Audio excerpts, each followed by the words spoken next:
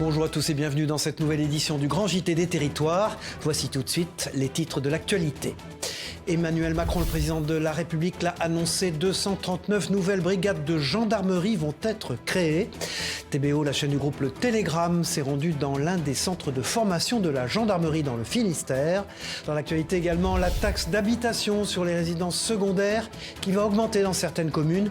On vous explique dans un instant ce qui va se passer par exemple en Savoie et en Haute-Savoie avec les équipes de Huit-Mont-Blanc. Il se peut que vous ne soyez pas partis en vacances cet été. Ce reportage est pour vous. Vous verrez dans ce journal qu'il est encore temps. Nous partirons pour la Martinique où la saison des croisières est sur le point de débuter. Nous partirons rêver au grand large avec ATV Martinique. Et puis dans ce journal, des images exceptionnelles de l'exposition Van Gogh qui se tient à Auvers-sur-Oise. Visite guidée des derniers voyages du maître hollandais à la fin de ce journal. Voilà, nous commençons ce journal avec cette série de plusieurs attentats et tentatives d'attentats commis tout au long de la soirée et de la nuit du dimanche 8 octobre sur l'ensemble de la Corse. Parmi ces actions, certaines ont été signées par le FLNC dans un communiqué dénonçant le processus politique en vue de tracer les contours d'une autonomie à la Corse. Heureusement, ces événements n'ont fait aucun blessé. Ce sont des images de Télé Paese. Emmanuel Macron l'avait annoncé la semaine dernière, 239 nouvelles brigades fixes et mobiles seront créées en France d'ici 2027. Et pour compléter ces brigades, 2144 gendarmes supplémentaires devront être formés. À l'école de gendarmerie de Châteaulin, dans le Finistère, les instructeurs se préparent donc à accueillir un plus grand nombre d'élèves cette année. Regardez ce reportage d'Enora Lenôtre pour TBO sur place.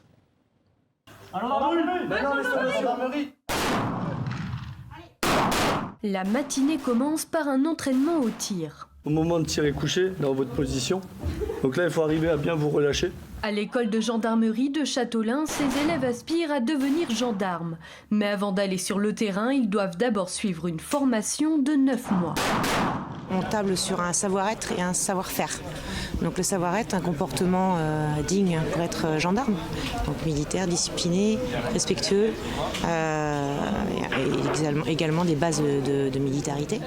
Et également un savoir-faire, puisque demain ils seront sur le terrain, ils devront acquérir quand même des bases, des clés pour pouvoir travailler. 239 nouvelles brigades vont être créées en France d'ici 2027.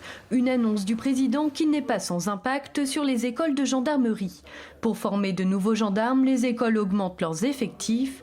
Ici, à Châteaulin, le nombre d'élèves va passer de 800 à 1000 en janvier. Alors sur les infrastructures, on va être saturé, puisque quasiment on a le maximum de capacité de l'école qui va être atteinte.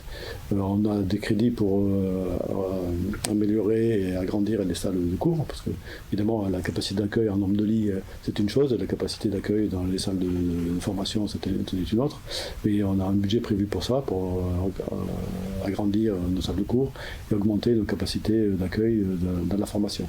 En Bretagne, 12 brigades vont être créées, 3 dans le Finistère et les Côtes-d'Armor, 2 dans le Morbihan et 4 en Ille-et-Vilaine.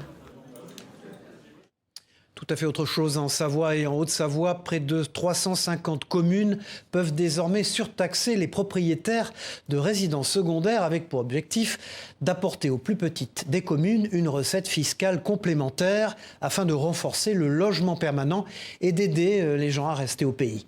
Regardez ce reportage de notre partenaire Huit-Mont-Blanc sur place. Propriétaires de résidences secondaires, prenez garde, la facture devrait être plus salée d'ici à 1 an. Jusqu'alors, seules les villes de 50 000 habitants dans lesquelles se loger était compliqué avaient la possibilité de voter cette surtaxation. Depuis août 2023, 2263 autres communes se sont ajoutées au niveau national, des municipalités qui avaient jusqu'au 1er octobre pour voter ce nouvel outil fiscal.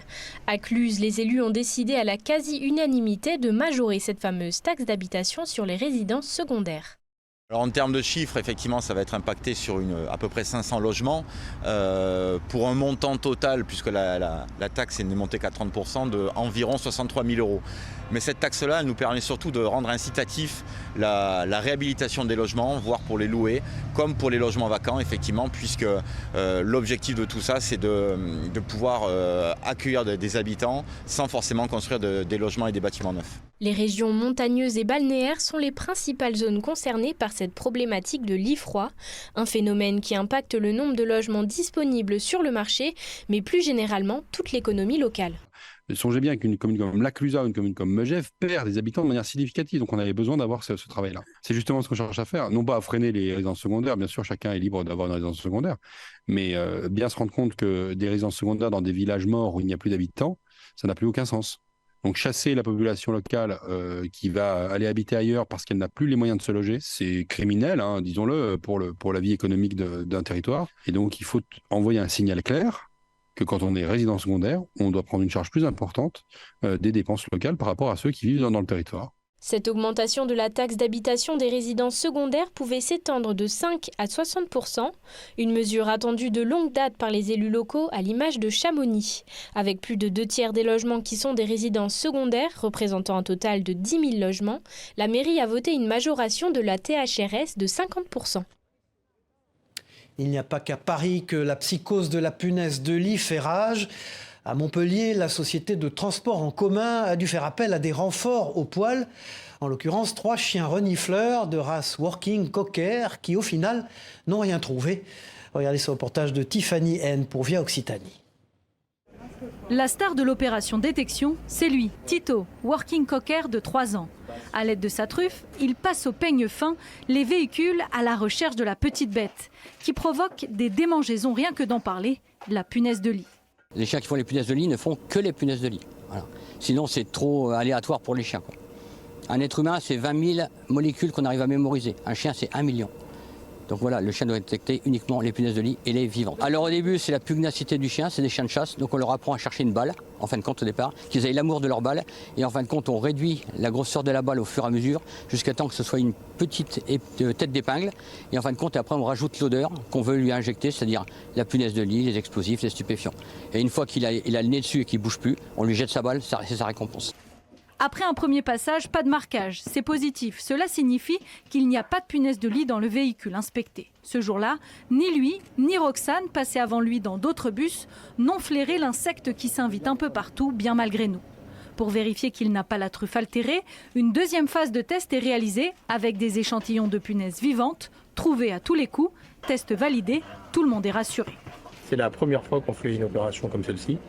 Voilà, avec tout ce que nous avons entendu dans les médias et tout ce qui circule sur les réseaux sociaux. L'objectif, c'était de nous rassurer, de rassurer aussi les habitants de la métropole et tous ceux qui utilisent les véhicules de notre réseau, et puis nos salariés. Pour rassurer encore plus ses usagers, la TAM précise également que ces différents bus et rames de tramway sont nettoyés quotidiennement. À ce jour, selon la société de transport, aucune punaise de lit n'a jamais été détectée. Installé à Troyes, le maroquinier Maison Jean Rousseau a recruté 24 stagiaires afin de leur apprendre les gestes nécessaires à la fabrication d'accessoires en cuir haut de gamme. Pour cela, ils suivent un parcours de formation interne à l'entreprise, encadré par des formateurs et des maîtres artisans. Le célèbre maroquinier prévoit de recruter et de former à terme 200 nouveaux collaborateurs pour son site de Saint-Savine. Regardez ce reportage de notre partenaire sur place, Canal 32. Si les 1500 à 3000 m² de la manufacture Jean Rousseau seront opérationnels en janvier 2025, la formation des futurs salariés a d'ores et déjà débuté ce lundi.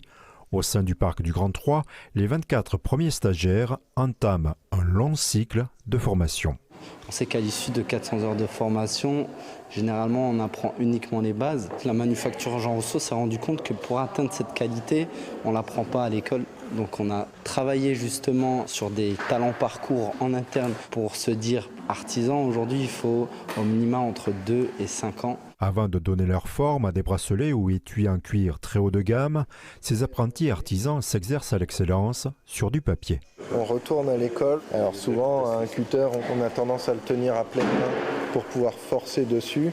Alors que là, on va vouloir avoir de la précision, on va tenir le cutter plus comme un stylo. Sélectionnés grâce à la méthode recrutement par simulation, ici certains apprentis n'ont aucune expérience dans ce domaine. Manufacture Jean Rousseau les accompagne en se basant sur d'autres qualités, leur dextérité et leur motivation. J'ai presque 10 années d'expérience dans le secrétariat médical. La chance, c'est qu'on puisse nous former et puis nous apprendre toutes les compétences nécessaires pour exercer ce métier. C'est un peu un petit rêve d'enfance. Avantage du bassin d'emploi troyen, un tiers des apprentis ont tout de même une expérience plus ou moins longue dans le secteur textile. Notamment, 3 sont issus de l'entreprise Pause Café qui a fermé ses portes en juillet dernier. J'étais responsable des achats fournitures donc à Savipol, toujours dans au même endroit. Ça ne me change pas beaucoup justement en termes de parcours pour venir travailler. Sans attendre la construction de la manufacture, pour monter en compétences, à partir de janvier prochain, ces apprentis, soutenus par des artisans, participeront à la production. Des volumes de production assez faibles quand même, qui puissent échanger avec ces nouveaux artisans et apprendre de leur expérience également. Manufacture Jean Rousseau prévoit de coordonner des séances de recrutement chaque trimestre. À terme, le site devrait employer 200 personnes. Et puis, comme souvent dans cette édition, je vous propose de découvrir des innovations qui visent à améliorer notre environnement. On se rend à Thaon-les-Vosges, la commune qui s'est lancée dans la réhute, un qualificatif pour réutilisation des eaux usées traitées. Un procédé spécifique qui permet de débarrasser les eaux usées de leurs bactéries pour permettre l'arrosage d'espaces verts ou de nettoyage de voiries. Un reportage de la rédaction de Vosges Télévisions, regardez. Voilà une eau usée traitée qui ne devrait à l'avenir pas repartir systématiquement dans le milieu naturel. Nous sommes sur le site de la station d'épuration de Thaon-les-Vosges qui traite entre 1700 et 7000 mètres cubes par jour, soit 15 000 équivalents habitants répartis à Chavelot, Igné et Thaon. Et c'est une première pour une collectivité vosgienne. On va expérimenter ici la réhute, la réutilisation des eaux usées traitées via ce dispositif technique qui permet de pousser plus loin le traitement. Les eaux usées traitées des stations d'épuration actuelles contiennent encore beaucoup de bactéries. En fait, on ne le voit pas à l'œil nu, mais elles ont encore beaucoup d'agents pathogènes. Et donc, pour pouvoir les utiliser sur certains usages, il faut retirer ces dernières bactéries qui sont encore dans l'eau. Aujourd'hui, on alimente le nouvel équipement au débit de 10 mètres cubes heure. Cette eau surtraitée, en quelque sorte, sera donc à disposition de la ville de Thaon qui acheminera des camions-citernes à des fins d'arrosage, d'hydrocurage ou de nettoyage des voiries pour des besoins estimés entre 6 et 8 mètres cubes par jour. Dans la première fiole, donc l'eau usée telle qu'elle sort de la station d'épuration et donc ensuite l'eau sans les matières et débarrasser surtout des bactéries puisque c'est quand même c'est l'essentiel.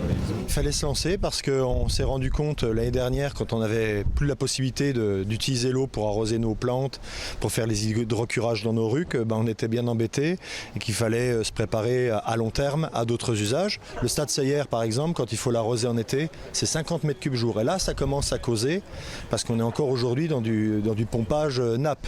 Et là quand on sera en capacité peut-être d'installer là-bas des citernes, d'être en capacité à ce moment-là peut-être même d'avoir des réseaux de transport un peu plus fluides de cette eau, là on aura optimisé. Un point d'étape sera fait à l'issue de l'été prochain, période test, avant d'envisager l'extension de cette réhute, la réutilisation des eaux usées traitées dans d'autres communes ou stations du secteur. Stocker nos données coûte cher en énergie et en impact environnemental. À Magny-les-Hameaux, dans le sud-ouest de Paris, le ministre de la Transition numérique a inauguré un data center éco-responsable. Regardez ce reportage de notre partenaire sur place de TV78 dans les Yvelines. Avec une surface de plus de 10 000 m², ce data center s'inscrit dans la continuité de la souveraineté européenne. Téléhouse l'a inauguré à Magny-les-Hameaux ce lundi 2 octobre en présence du ministre de la Transition numérique et des télécommunications. Nous avons là un centre de données qui va être destiné en priorité aux acteurs souverains, à des Dassault Systèmes, à des Thales qui sont géographiquement assez proches d'ici, puisque nous avons un territoire qui est très numérique et très fortement marqué par la souveraineté numérique. Fioul végétal, absence de gaz frigorigène, le data center se veut éco-responsable en mettant en place des actions concrètes pour réduire ses émissions de gaz. Quand on émet du CO2, c'est notre responsabilité de tendre vers le réduire. Et c'est le cas pour les data centers qui consomment beaucoup d'énergie, qui consomment beaucoup d'électricité. Donc notre responsabilité, c'est de prendre ce sujet à bras-le-corps et mettre des actions concrètes qui permettent d'arriver à zéro CO2 pour cette activité. Parce que l'essence même du numérique, c'est de décarboner l'économie. C'est-à-dire de réduire les flux physiques qu'il y a sur Terre et de les passer sur le numérique qui devient décarboné. Donc pour faire ça, on a une obligation et on essaie de remplir cette obligation. En voulant contribuer à un avenir plus durable, Téléhouse s'engage à atteindre la neutralité carbone d'ici 2026. Et puis elle s'invite de plus en plus dans l'alimentation des Français.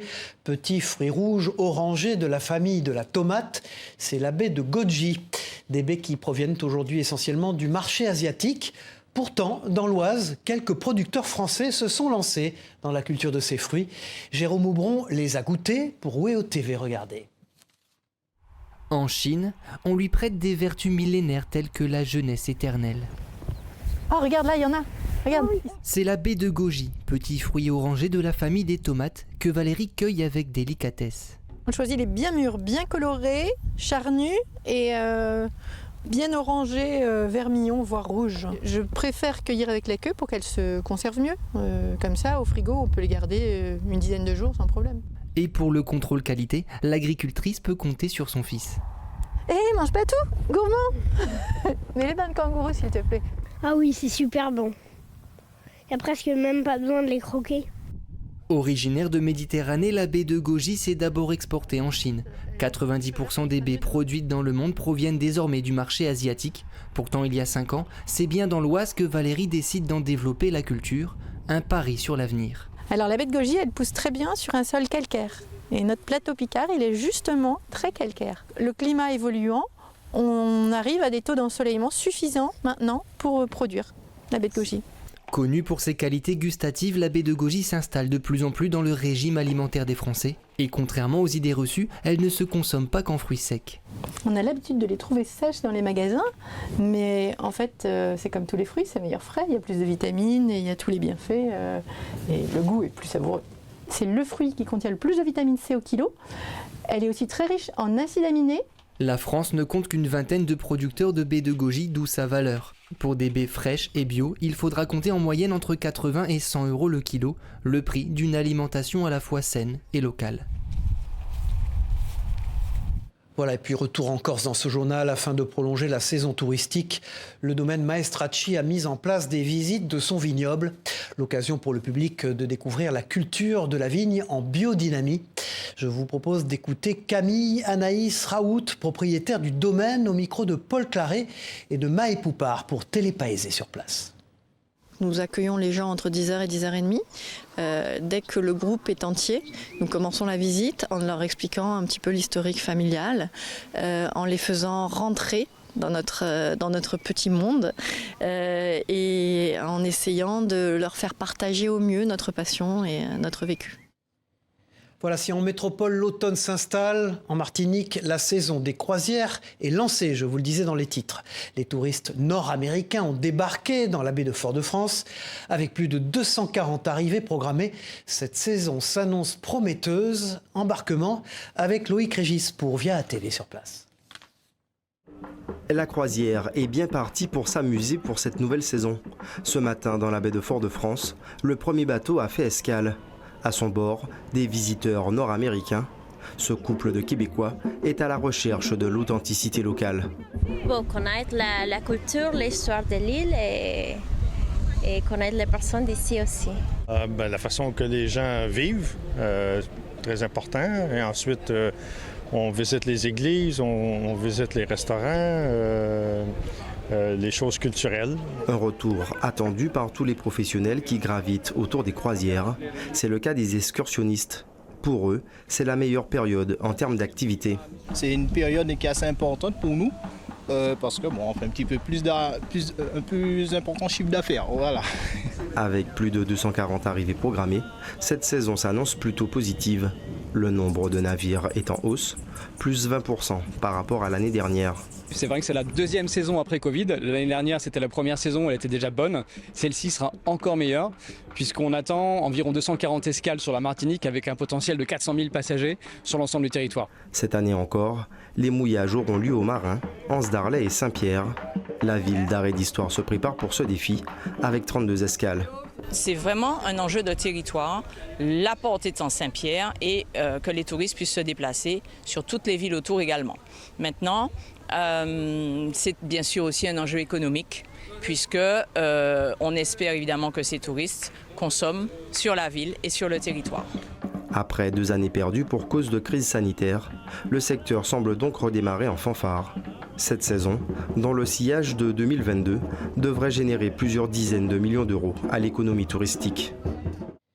Et puis du côté de la Sarthe, maintenant, les pompiers ont testé un protocole de sauvetage des œuvres d'art et objets du patrimoine au cœur de l'abbaye de l'Épau au Mans. Ces œuvres magnifiques demandent une intense vigilance afin d'éviter que ne se reproduise un dramatique événement comme lors de l'incendie de Notre-Dame de Paris. On écoute le commandant Benoît Guérin au micro d'Enzo Maubert pour LMTV Sarthe.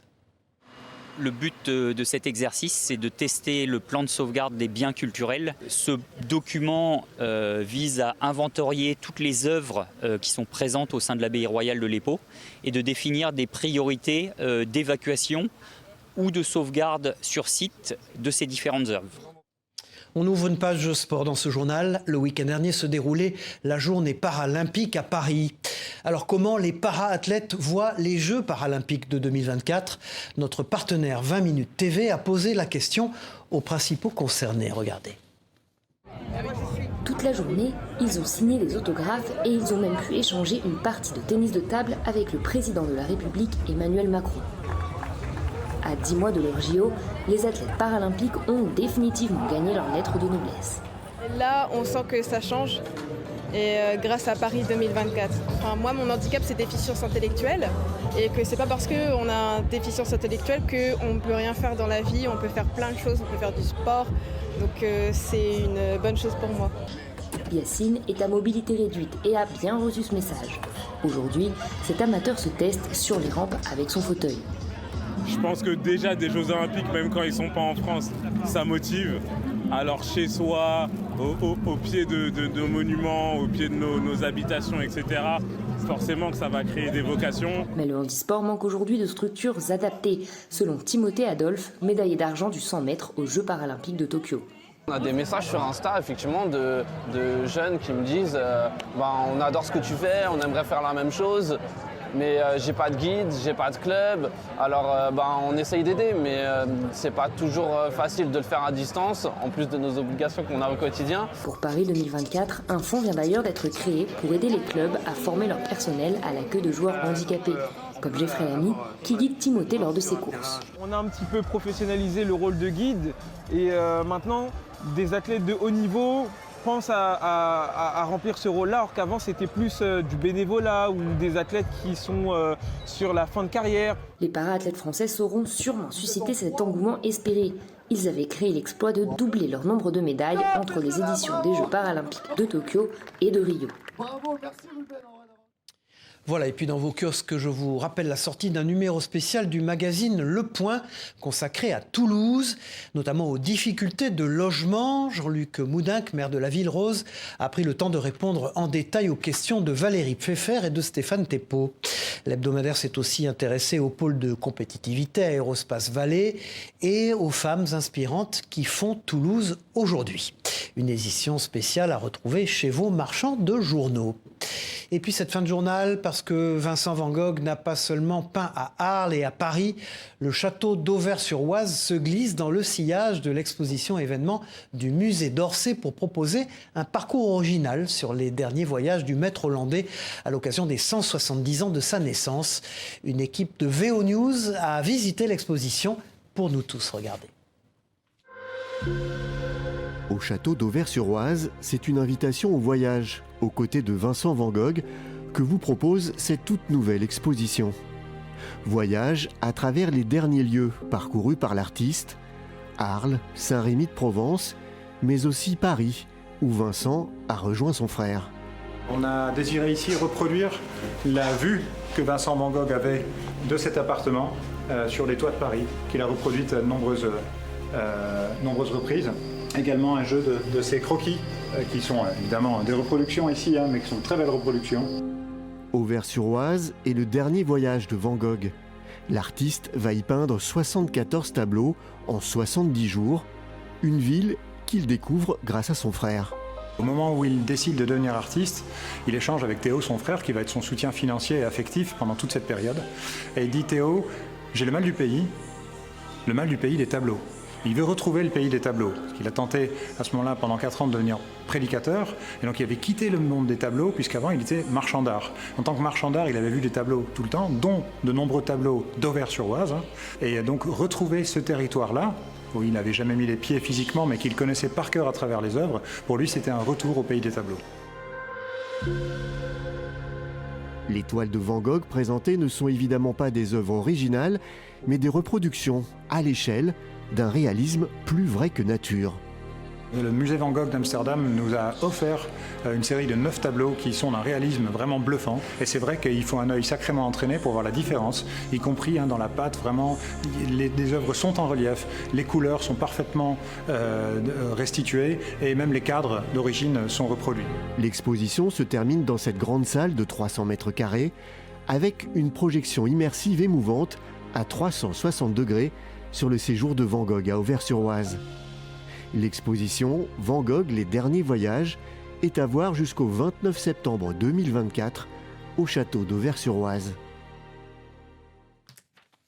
Voilà, c'est la fin de cette édition. Merci à vous de l'avoir suivi. On se retrouve très vite pour une nouvelle édition du Grand JT des Territoires. Au revoir à tous.